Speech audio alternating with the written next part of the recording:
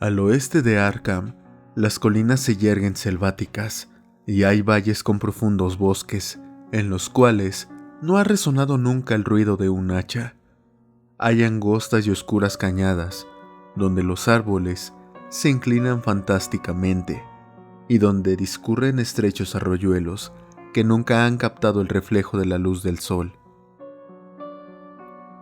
En las laderas menos agrestes hay casas de labor, antiguas y rocosas, con edificaciones cubiertas de musgo, rumiado eternamente en los misterios de la Nueva Inglaterra. Pero todas ellas están ahora vacías, con las amplias chimeneas desmoronándose y las paredes pandeándose debajo de los techos a la holandesa. Sus antiguos moradores se marcharon y a los extranjeros no les gusta vivir ahí. Los franco-canadienses lo han intentado, los italianos también, y los polacos llegaron y se marcharon. Y ello no es debido a nada que pueda ser oído, visto o tocado, sino a causa de algo puramente imaginario. El lugar no es bueno para la imaginación y no aporta sueños tranquilizadores por la noche. Esto debe ser lo que mantiene a los extranjeros lejos del lugar, ya que el viejo Amy Pierce no les ha contado nunca lo que él recuerda de los extraños días. Amy, cuya cabeza ha estado un poco desequilibrada durante años, es el único que sigue ahí y el único que habla de los extraños días. Y se atreve a hacerlo porque su casa está muy próxima al campo abierto y a los caminos que rodean a Arkham. En otra época, había un camino sobre las colinas y a través de los valles que corría en línea recta donde hay ahora un marchito erial, pero la gente dejó de utilizarlo y se abrió un nuevo camino que daba un rodeo hacia el sur. Entre la selvatiquez del erial pueden encontrarse aún huellas del antiguo camino, y a pesar de que la maleza lo ha invadido todo, luego los oscuros bosques se aclaran y el erial muere a orillas de unas aguas azules cuya superficie refleja el cielo y reluce al sol. Los secretos de los extraños días se funden con los secretos de las profundidades, se funden con la oculta erudición del viejo océano y con todo el misterio de la primitiva tierra. Cuando llegué a las colinas y valles para acotar los terrenos destinados a la nueva alberca, me dijeron que el lugar estaba embrujado. Esto me dijeron en Arkham, y como se trata de un pueblo muy antiguo, lleno de leyendas de brujas, pensé que lo embrujado debía ser algo que las abuelas habían susurrado a los chiquillos a través de los siglos. El nombre de Marchito Erial me pareció muy raro y teatral. Me pregunté cómo habría llegado a formar parte de las tradiciones de un pueblo puritano. Luego, vi con mis propios ojos aquellas cañadas y laderas, y ya no me extrañó que estuvieran rodeadas de una leyenda de misterio. Las vi por la mañana, pero a pesar de ello estaban sumidas en la sombra. Los árboles crecían demasiado juntos y sus troncos eran demasiado grandes. En las oscuras avenidas del bosque había demasiado silencio, y el suelo estaba demasiado blando con el húmedo musgo y los restos de infinitos años de descomposición. En los espacios abiertos, principalmente a lo largo de la línea del antiguo camino, había pequeñas casas de labor, a veces con todas sus edificaciones de pie y a veces con solo un par de ellas, y en otras con una solitaria chimenea o una derruida bodega.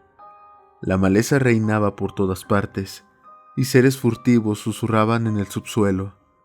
Sobre todas las cosas pesaba una rara opresión, un toque grotesco de irrealidad, como si fallara algún elemento vital de perspectiva o de claroscuro.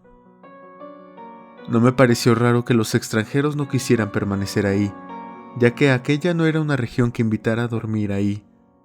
Su aspecto recordaba demasiado al de una región extraída de un cuento de terror, pero nada de lo que había visto podía compararse, en lo que a desolación respecta, con el Marchito Erial. Se encontraba en el fondo de un espacioso valle.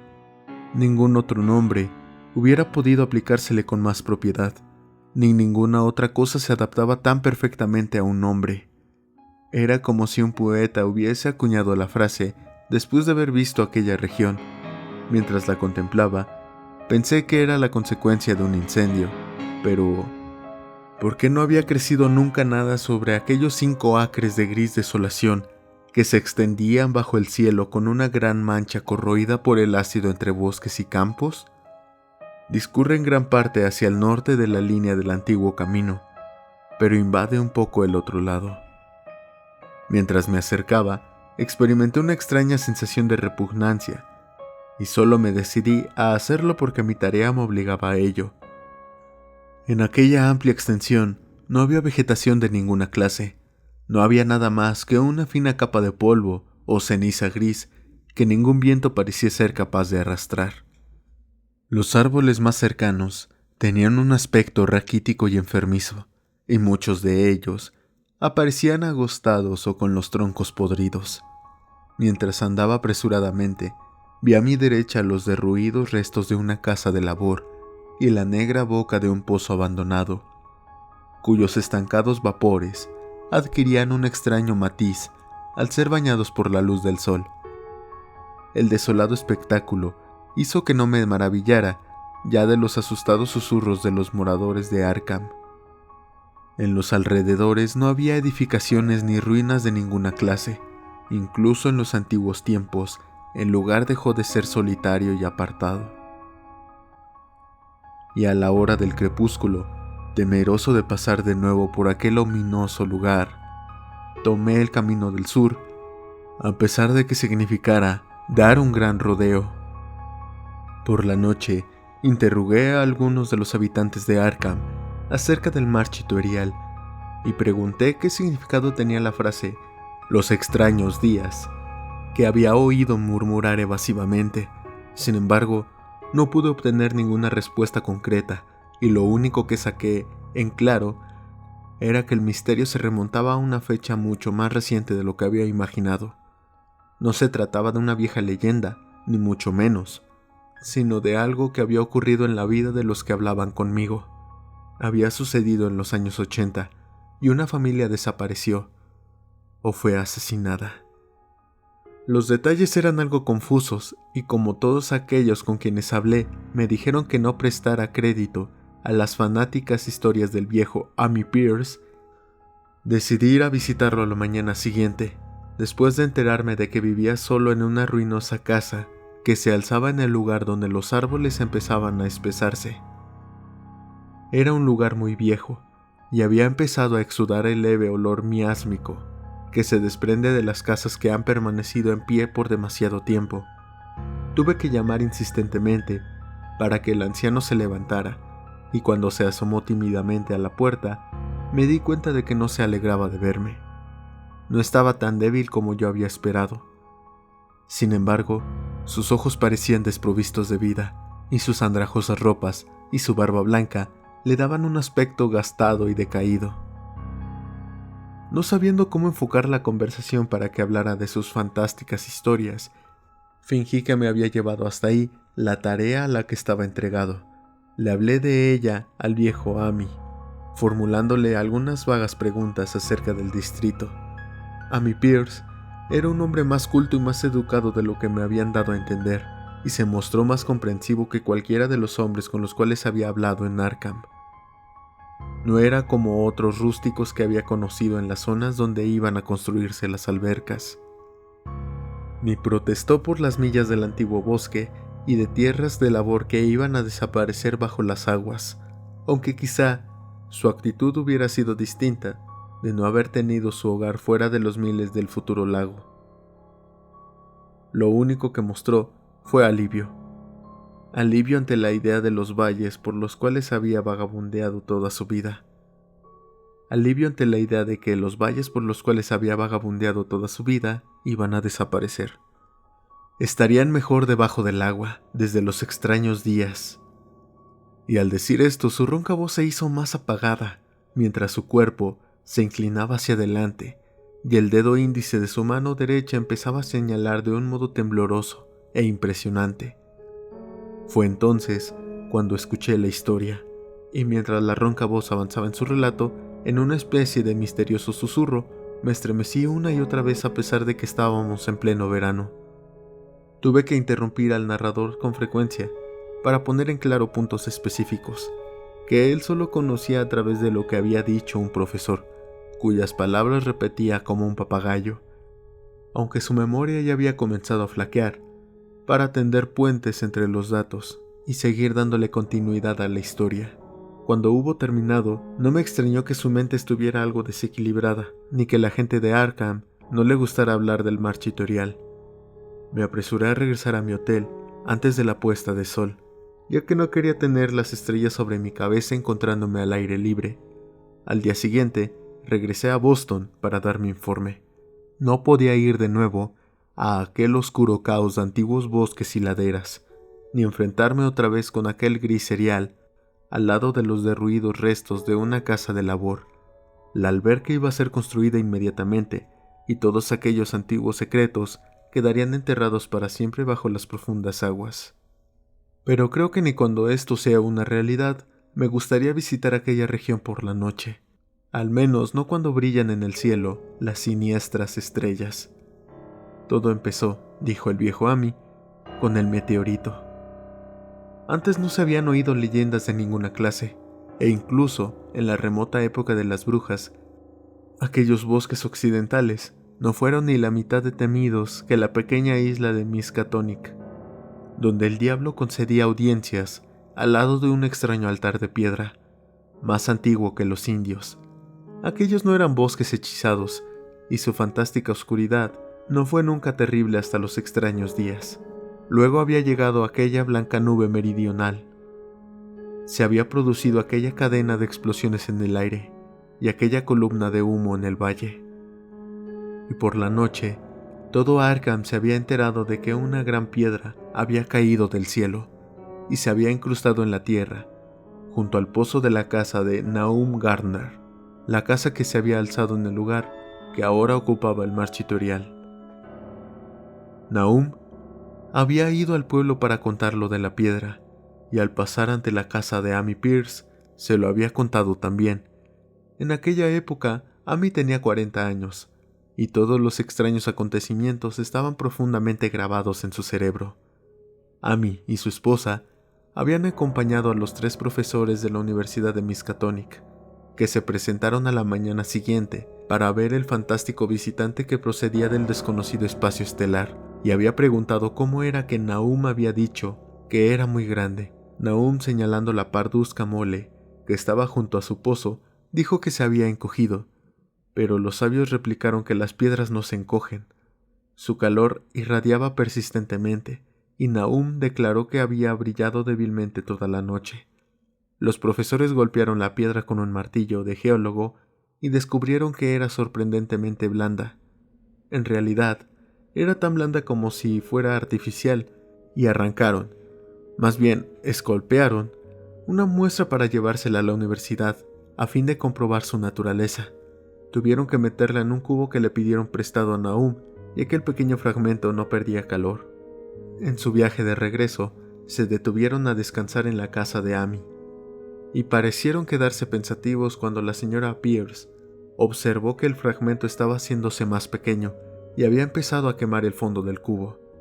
Realmente no era muy grande, pero quizás habían cogido un trozo menor de lo que habían supuesto. Al día siguiente, los profesores se presentaron de nuevo, muy excitados. Todo esto ocurría en el mes de junio de 1882. Al pasar por la casa de Amy, le contaron lo que había sucedido con la muestra, diciendo que había desaparecido por completo cuando la introdujeron en el recipiente de cristal. El recipiente también había desaparecido, y los profesores hablaron de la extraña afinidad de la piedra con el silicón. Había reaccionado de modo increíble en aquel laboratorio perfectamente ordenado, sin sufrir ninguna modificación ni expeler ningún gas al ser calentada al carbón, mostrándose completamente negativa al ser tratada con bórax y revelándose absolutamente no volátil a cualquier temperatura, incluyendo la del soplete de oxidrógeno. En el yunque pareció ser muy maleable y en la oscuridad su luminosidad era muy notable, negándose obstinadamente a enfriarse. Provocó una gran excitación entre los profesores. y cuando fue calentada ante el espectroscopio, mostró unas brillantes bandas distintas a las de cualquier color conocido en el espectro normal. Se habló de nuevos elementos, de raras propiedades ópticas y de todas aquellas cosas que los intrigados hombres de ciencia suelen decir cuando se enfrentan con lo desconocido. Caliente como estaba, fue comprobada en un crisol, con todos los reactivos adecuados. El agua no hizo nada, ni el ácido clorhídrico. El ácido nítrico e incluso el agua regia se limitaron a resbalar sobre su tórrida invulnerabilidad.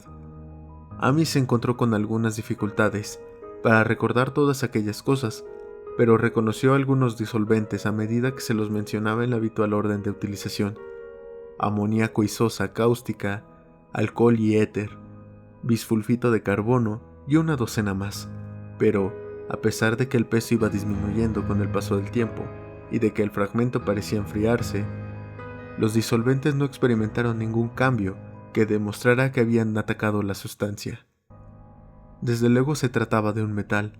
Era magnético, en grado extremo, y después de su inmersión con los disolventes, parecían existir leves huellas de la presencia de hierro meteórico.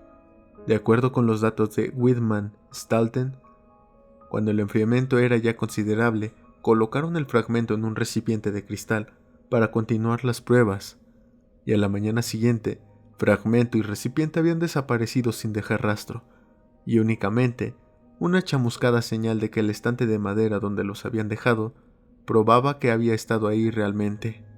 Esto fue lo que los profesores le contaron a Amy mientras descansaban en su casa, y una vez más fue con ellos a ver el pétreo mensajero de las estrellas. Aunque en esta ocasión su esposa no lo acompañó, comprobaron que la piedra se había encogido realmente, y ni siquiera los más escépticos de los profesores pudieron dudar de lo que estaban viendo. Alrededor de la masa parduzca, situada junto al pozo, había un espacio vacío, un espacio que era de 2 pies más que el día anterior. Estaba aún caliente, y los sabios estudiaron su superficie con curiosidad mientras separaban otro fragmento mucho mayor que el que se habían llevado. Esta vez ahondaron más en la masa de piedra, y de este modo pudieron darse cuenta de que el núcleo central no era completamente homogéneo. Había dejado al descubierto lo que parecía ser la cara exterior de un glóbulo empotrado en la sustancia. El color parecido al de las bandas del extraño espectro del meteoro era casi imposible de describir, y solo por la analogía se atrevieron a llamarlo color. Su contextura era lustrosa y parecía quebradiza y hueca. Uno de los profesores golpeó ligeramente el glóbulo con un martillo y estalló con un leve chasquido. De su interior no salió nada, y el glóbulo se desvaneció como por arte de magia, dejando un espacio esférico de unas 3 pulgadas de diámetro. Los profesores pensaron que era probable encontrar otros glóbulos a medida que la sustancia envolvente se fuera fundiendo. La conjetura era equivocada, ya que los investigadores no consiguieron hallar más, a pesar de que taladraron la masa por diversos lugares. En consecuencia, decidieron llevarse la nueva muestra que habían recogido y cuya conducta en el laboratorio fue tan desconcertante como la de su predecesora. A pesar de ser casi plástica, de tener calor, magnetismo y ligera luminosidad, de enfriarse lentamente en poderosos ácidos, de perder peso y volumen en el aire y de atacar a los compuestos de silicón, con el resultado de una mutua destrucción, la piedra no presentaba características de identificación. Al final de las pruebas, los científicos de la universidad se vieron obligados a reconocer que no podían clasificarla. No era nada de este planeta, sino un trozo del espacio exterior, y como tal, estaba dotado de propiedades exteriores y desconocidas, y obedecía a leyes exteriores y desconocidas. Aquella noche, hubo una tormenta, y cuando los profesores acudieron a la casa de Nahum al día siguiente, se encontraron con una desagradable sorpresa. La piedra magnética, como era, debió poseer alguna peculiar propiedad eléctrica, ya que había atraído al rayo, como dijo Nahum, con una singular persistencia. En el espacio de 1 hora, el granjero vio cómo el rayo hería 6 veces la masa que se encontraba junto al pozo, y al cesar la tormenta, descubrió que la piedra había desaparecido, Los científicos, profundamente decepcionados, tras comprobar el hecho de la total desaparición, decidieron que lo único que podían hacer era regresar al laboratorio y continuar analizando el fragmento que se habían llevado el día anterior y que, como medida de precaución, habían encerrado en una caja de plomo. El fragmento duró una semana, la cual no se había llegado a ningún resultado positivo. La piedra desapareció, sin dejar ningún residuo, y con el tiempo los profesores apenas creían que habían visto realmente aquel misterioso vestigio de los insondables abismos exteriores, aquel único, fantástico mensaje de otros universos. Como era lógico, los periódicos de Arkham hablaron mucho del incidente y enviaron a sus reporteros a entrevistar a Nahum y su familia. Un rotativo de Boston envió también a un periodista, y Nahum se convirtió rápidamente en una especie de celebridad local. Era un hombre delgado, de unos 50 años, que vivía con su esposa y sus 3 hijos del producto de lo que cultivaba en el valle. Él y Amy se hacían frecuentes visitas, lo mismo que sus esposas, y Amy solo tenía frases de elogio para él después de todos aquellos años. Parecía estar orgulloso de la atención que había despertado en el lugar, y en las semanas que siguieron a su aparición y desaparición, habló con frecuencia del meteorito. Los meses de julio y agosto fueron cálidos, y Nahum trabajó de lleno en sus campos, y las faenas agrícolas lo cansaron más de lo que lo habían cansado otros años, por lo que llegó a la conclusión de que los años habían empezado a pesarle. Luego llegó la época de la recolección. Las peras y manzanas maduraban lentamente, y Nahum aseguraba que sus huertos tenían un aspecto más floreciente que nunca. La fruta crecía hasta alcanzar un tamaño fenomenal y un brillo inusitado, y su abundancia era tal que Nahum tuvo que comprar unos cuantos barriles más a fin de poder embalar la futura cosecha. Pero con la maduración llegó una desagradable sorpresa, ya que toda aquella fruta de opulenta presencia resultó incomible. En vez del delicado sabor de peras y manzanas, la fruta tenía un amargor insoportable. Lo mismo ocurría con los melones y tomates, y Nahum vio con tristeza cómo se perdía toda su cosecha. Buscando una explicación de aquel hecho, no tardó en declarar que el meteorito había envenenado su suelo. Y dio gracias al cielo porque la mayor parte de las otras cosechas se encontraban en las tierras altas a lo largo del camino. El invierno se presentó muy pronto y fue muy frío. Amy veía a Nahum con menos frecuencia que de costumbre, y observó que empezaba a tener un aspecto preocupado. También el resto de la familia había asumido un aire taciturno, y fueron espaciando sus visitas a la iglesia y su asistencia a los diversos acontecimientos sociales de la comarca. No pudo encontrarse ningún motivo para aquella reserva o melancolía, aunque todos los habitantes de la casa daban muestras de cuando en cuando de un empeoramiento en su estado de salud física y mental. Esto se hizo más evidente cuando el propio Nahum declaró que estaba preocupado por ciertas huellas de pasos que había visto en la nieve. Se trataba de las habituales huellas invernales de las ardillas rojas, de los conejos blancos y de los zorros, pero el caviloso granjero afirmó que encontraba algo raro en la naturaleza y disposición de aquellas huellas. No fue más explícito, pero parecía creer que no era característica de la anatomía y las costumbres de ardillas, conejos y zorros. A mí no hizo mucho caso de todo aquello, hasta que una noche pasó por delante de la casa de Nahum en su trineo. En su camino de regreso de Clark's Corner, en el cielo brillaba la luna, y un conejo cruzó corriendo el camino, y los saltos de aquel conejo eran más largos de lo que le hubiese gustado a Amy y a su caballo. Este último, en realidad, se hubiera desbocado si su dueño no hubiera empuñado las riendas con mano firme. A partir de entonces, Amy mostró un mayor respeto por las historias que contaba Nahum, y se preguntó por qué los perros de Gardner parecían estar tan asustados y temblorosos cada mañana. Incluso habían perdido el ánimo de ladrar. En el mes de febrero, los chicos de McGregor, de Meadow Hill, salieron a cazar marmotas y no lejos de las tierras de Gardner. Capturaron un ejemplar muy especial. Las proporciones de su cuerpo parecían ligeramente alteradas, de un modo muy raro, imposible de describir, en tanto que su rostro tenía una expresión que hasta ese entonces nadie había visto en el rostro de una marmota. Los chicos quedaron francamente asustados y tiraron inmediatamente el animal, de modo que por la comarca solo circuló la grotesca historia que los mismos chicos contaron. Pero esto, unido a la historia del conejo que asustaba a los caballos en las inmediaciones de la casa de Nahum, dio pie a que empezara a tomar cuerpo una leyenda susurrada en voz baja.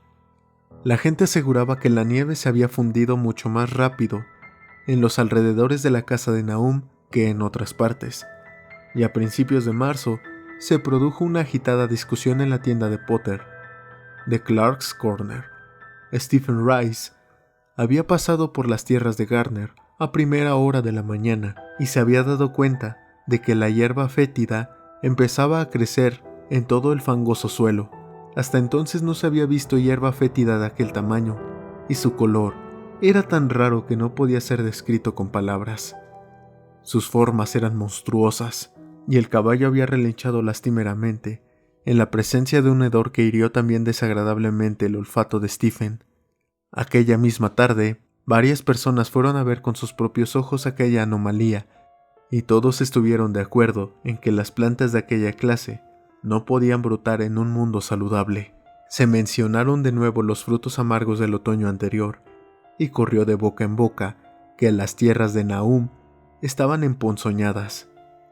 Desde luego, se trataba del meteorito, y recordando lo extraño que les había parecido a los hombres de la universidad, varios granjeros hablaron del asunto con ellos.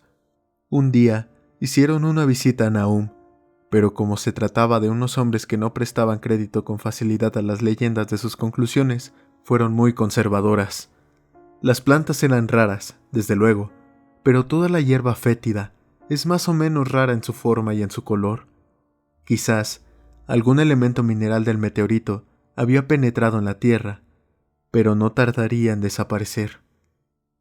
Y en cuanto a las huellas en la nieve y los caballos asustados, se trataba únicamente de habladurías sin fundamento, que habían nacido a consecuencia de la caída del meteorito, pero unos hombres serios no podían tener en cuenta las habladurías de campesinos, ya que los supersticiosos labradores dicen y creen cualquier cosa.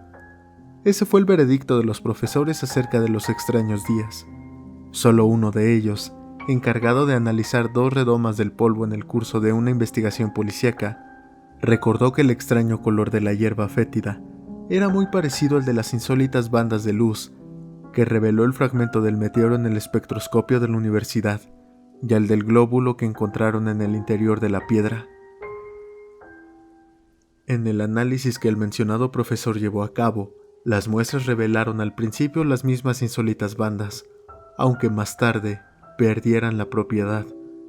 Los árboles florecieron prematuramente alrededor de la casa de Nahum y por la noche se mecían ominosamente al viento. El segundo hijo de Nahum, Thaddeus, un muchacho de 15 años, juraba que los árboles se mecían también cuando no hacía viento, pero ni siquiera los más charlatanes le dieron crédito a eso. Desde luego, en el ambiente había algo raro. Toda la familia Gardner desarrolló la costumbre de quedarse escuchando, aunque no esperaban oír ningún sonido al cual pudieran dar nombre. La escucha era en realidad resultado de momentos en que la conciencia parecía haberse desvanecido de ellos. Desgraciadamente, esos momentos eran más frecuentes a medida que pasaban las semanas, hasta que la gente empezó a murmurar que toda la familia Nahum estaba mal de la cabeza. Cuando salió la primera saxifraga, su color era también muy extraño. No completamente igual al de la hierba fétida, pero indudablemente afín a él e igualmente desconocido para cualquiera que lo viera. Nahum cogió algunos capullos y se los llevó a Arkham para enseñarlos al editor de la Gazette. Pero aquel dignatario se limitó a escribir un artículo humorístico acerca de ellos, ridiculizando los temores y las supersticiones de los campesinos. Fue un error de Nahum contarle a un estólido ciudadano la conducta que observaban las mariposas, también de gran tamaño, por cierto, en relación con aquellas saxifragas. Abril aportó una especie de locura a las gentes de la comarca, y comenzaron a dejar de utilizar el camino que pasaba por los terrenos de Nahum, hasta abandonarlo por completo. Era la vegetación, Los brotes de los árboles tenían unos extraños colores, y a través del suelo de piedra del patio y en los prados contiguos crecían unas plantas que solamente un botánico podía relacionar con la flora de la región. Pero lo más raro de todo era el colorido que no correspondía a ninguno de los matices que el ojo humano había visto hasta entonces. Plantas y arbustos se convirtieron en una siniestra amenaza, creciendo insolentemente en su cromática perversión. Amy y los Gardner, los colores tenían para ellos una especie de inquietante familiaridad y llegaron a la conclusión de que les recordaban el glóbulo que había sido descubierto dentro del meteoro. Nahum labró y sembró los 10 acres de terreno que poseía en la parte alta, sin tocar los terrenos que rodeaban su casa. Sabía que sería trabajo perdido y tenía la esperanza de que aquellas extrañas hierbas que estaban creciendo arrancarían toda la ponzoña del suelo. Ahora estaba preparado para cualquier cosa, por inesperada que pudiera parecer, y se había acostumbrado a la sensación de que cerca de él había algo que esperaba ser oído. El ver que los vecinos no se acercaban por su casa le molestó, desde luego, pero afectó todavía más a su esposa. Los chicos no lo notaron tanto porque iban a la escuela todos los días, pero no pudieron evitar el enterarse de las habladurías, las cuales los asustaron un poco, especialmente a Thaddeus, que era un muchacho muy sensible. En mayo llegaron los insectos, y la hacienda de Gardner se convirtió en un lugar de pesadilla, lleno de zumbidos y de serpenteos. La mayoría de aquellos animales tenían un aspecto insólito y se movían de un modo muy raro, y sus costumbres nocturnas contradecían todas las anteriores experiencias. Los Gardner adquirieron el hábito de mantenerse vigilantes durante la noche. Miraban en todas direcciones en busca de algo, aunque no podían decir qué. Fue entonces cuando comprobaron que Thaddeus había estado en lo cierto al hablar de lo que ocurría con los árboles. La señora Gardner fue la primera en comprobarlo, una noche que se encontraba en la ventana del cuarto, contemplando la silueta de un acre que se recortaba contra un cielo iluminado por la luna. Las ramas del arce se estaban moviendo y no corría el menor soplo del viento. Cosa de la savia, seguramente. Las cosas más extrañas resultaban ahora normales. Sin embargo, el siguiente descubrimiento no fue obra de ningún miembro de la familia Gardner. Se habían familiarizado con lo anormal hasta el punto de no darse cuenta de muchos detalles, y lo que ellos no fueron capaces de ver fue observado por un vigilante de comercio de Boston que pasó por allí una noche. Ignorante de las leyendas que corrían por la región, lo que contó en Arkham apareció en breve en un artículo publicado por la Gazette, y aquel artículo fue por lo que todos los granjeros, incluidos Nahum, quedaron totalmente sorprendidos. La noche había sido oscura, pero alrededor de una granja del valle, que todo el mundo supo que se trataba de la granja de Nahum, la oscuridad había sido menos intensa. Una leve, aunque visible fluorescencia, parecía surgir de toda la vegetación, y en un momento determinado, un trozo de aquella fosforescencia se deslizó furtivamente por el patio que había cerca del granero. Los pastos no parecían haber sufrido los efectos de aquella insólita situación, y las vacas se paseaban libremente cerca de la casa. Pero a finales de mayo, la leche empezó a ser mala. Entonces Nahum llevó a las vacas a pastar a las tierras altas, y la leche volvió a ser buena. Pero después del cambio en la hierba y en las hojas, que hasta entonces se habían mantenido normalmente verdes, pudo apreciarse a simple vista. Todas las hortalizas adquirieron un color grisáceo y un aspecto quebradizo.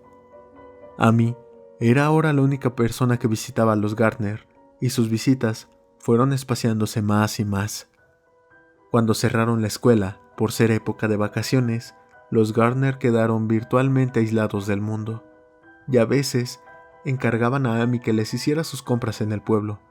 Continuaban desmejorando física y mentalmente, y nadie quedó sorprendido cuando circuló la noticia de que la señora Gardner se había vuelto loca. Esto ocurrió en junio, alrededor del aniversario de la caída del meteoro, y la pobre mujer empezó a gritar que veía cosas en el aire, cosas que no podía describir.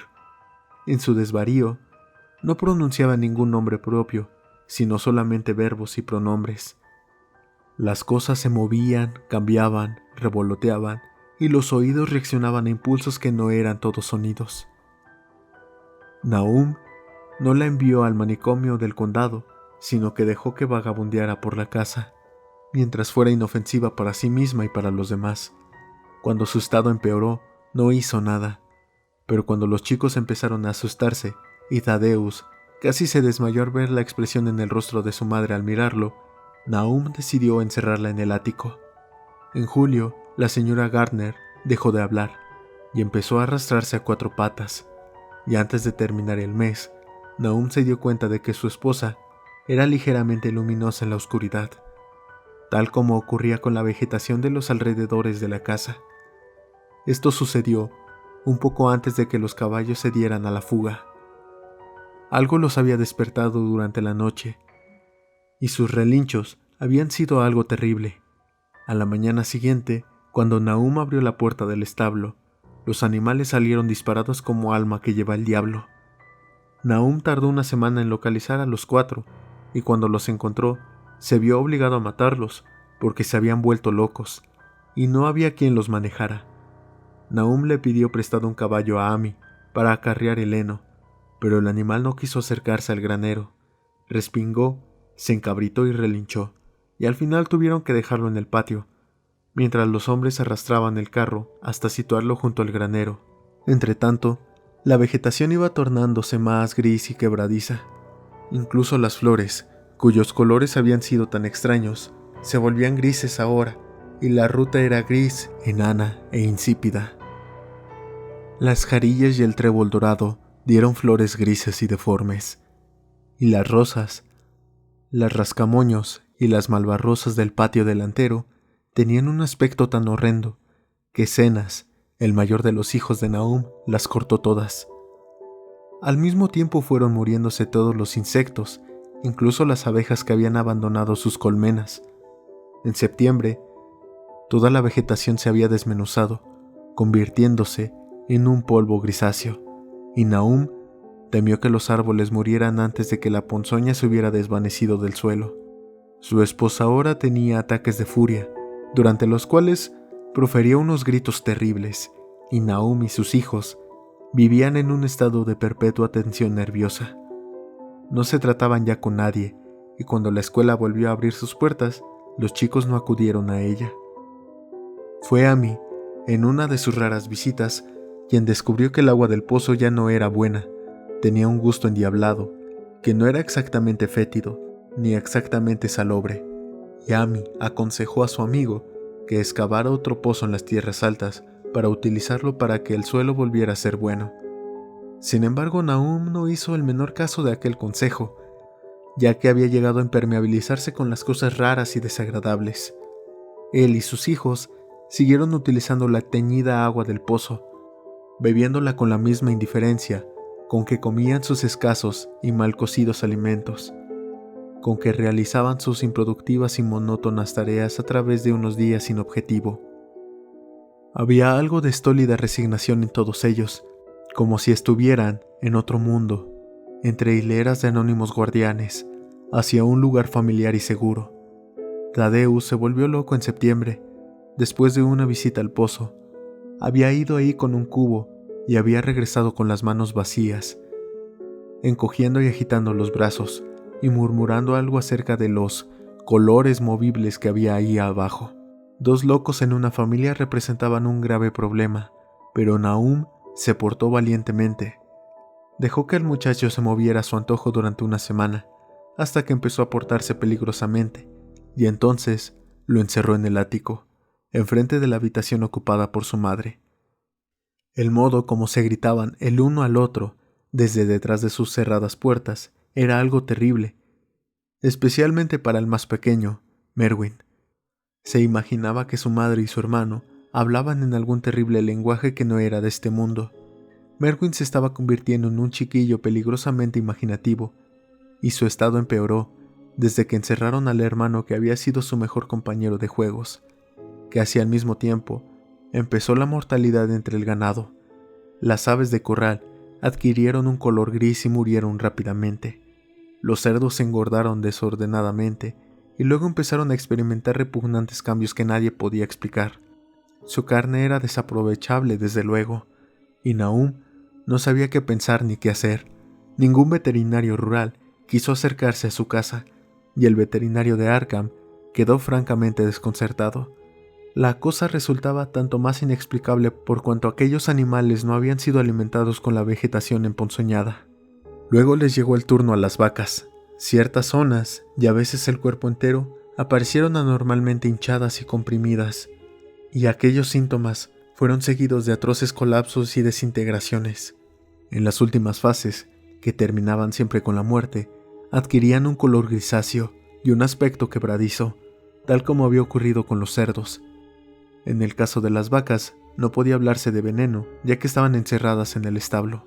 Ninguna mordedura de un animal salvaje podía haber inoculado el virus, ya que no había ningún animal terrestre que pueda pasar a través de los obstáculos sólidos.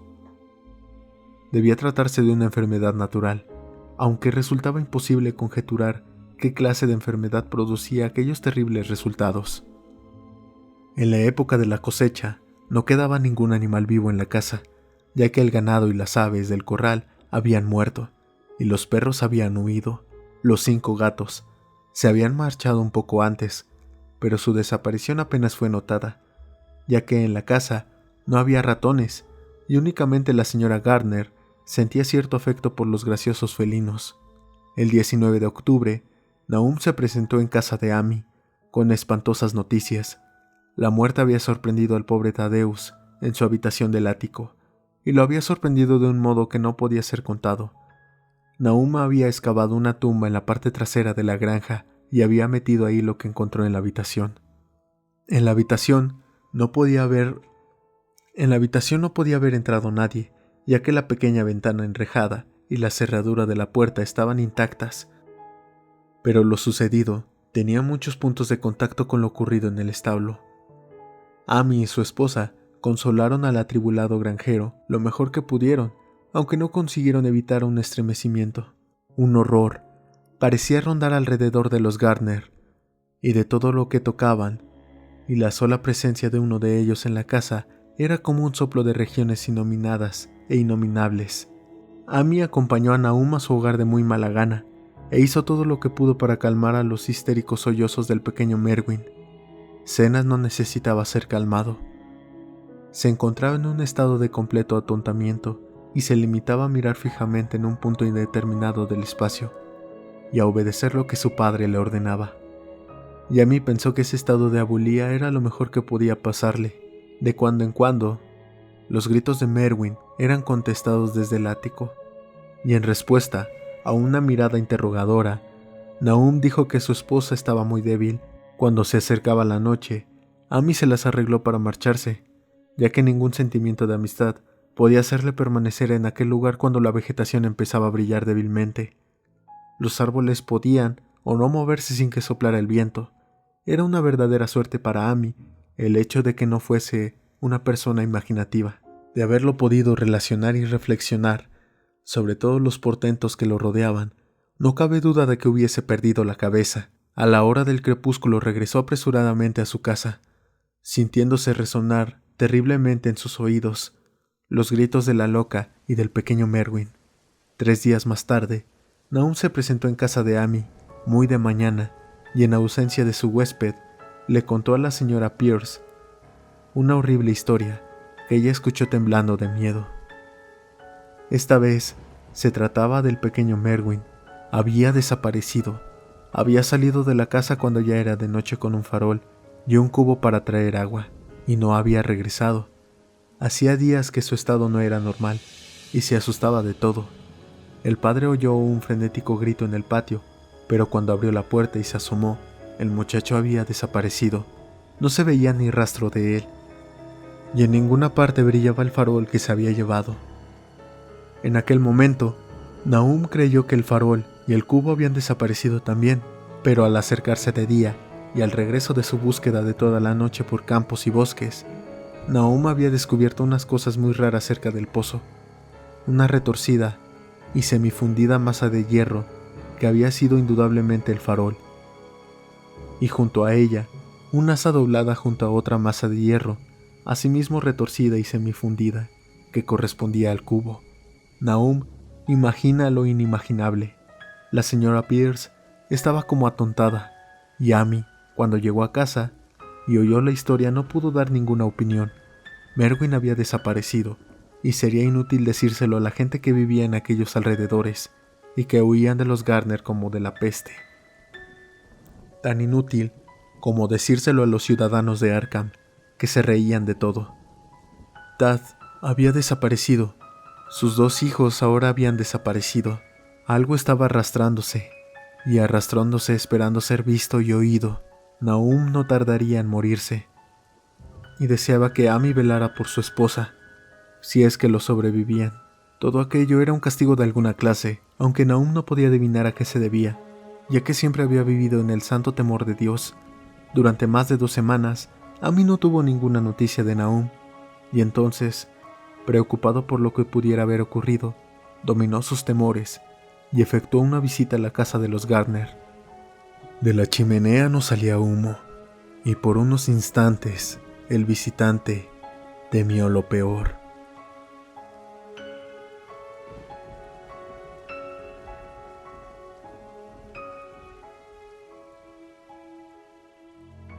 Eso es todo en esta ocasión. Muchas gracias por ver el video. Si te ha gustado, por favor, comenta, dale like y compártelo con tus amigos. Me ayudaría muchísimo que lo hagas. También te invito a seguirme en mis otras redes sociales.